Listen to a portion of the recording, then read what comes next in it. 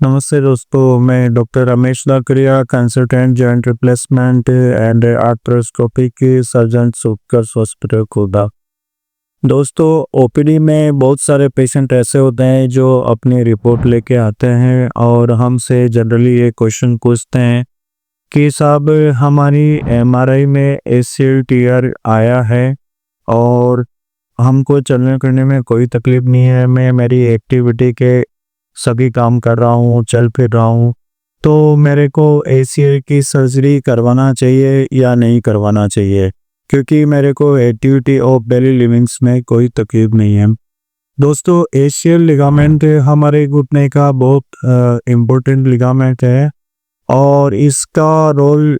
Mainly जब होता है कि जैसे कि अपन सीढ़ियाँ चढ़ रहे हैं या उतर रहे हैं तो उस टाइम पे इसका रोल होता है, या कोई जंप कर रहे हैं या रनिंग कर रहे हैं या कोई स्पोर्ट एक्टिविटी कर रहे हैं तो उस टाइम पे इसका बहुत ज़्यादा रोल रहता है।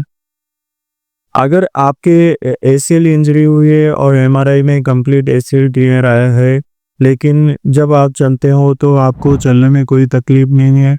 लेकिन इसमें होता है कि जब आपका एसीएल टीयर ग्रेड 3 है तो आपके घुटने में एक माइक्रो मोमेंट्स होता है जो कंटिन्यू चलता रहता है,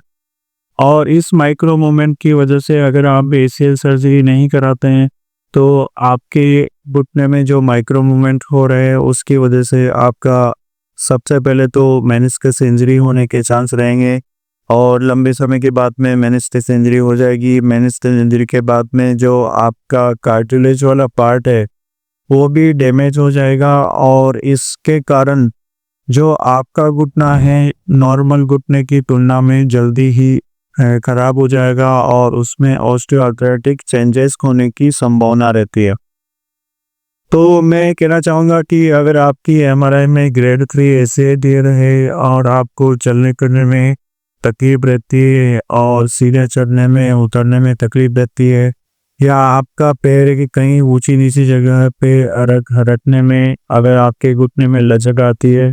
तो आप इसकी सर्जरी ज़रूर कराएं और इसको नेग्लेक्ट नहीं करें। और एसीएल सर्जरी के जो रिजल्ट्स होते हैं वो बहुत अच्छे होते हैं और इसके बाद में आप सर्जरी के बाद में सभी एक्टिविटी कर सकते हैं और आप स्पोर्ट एक्टिविटी भी ज्वाइन कर सकते हैं। अगर आपको भी घुटने से रिलेटेड कोई प्रॉब्लम है या आपकी रिपोर्ट्स में एसीएल टीयर आया है या मेनिस्कस टीयर आया है, तो हमारे दिए गए व्हाट्सएप नंबर पर आप अपनी रिपोर्ट भेज सकते हैं और हमारे से परामर्श ले सकते हैं। थैंक यू दोस्तों।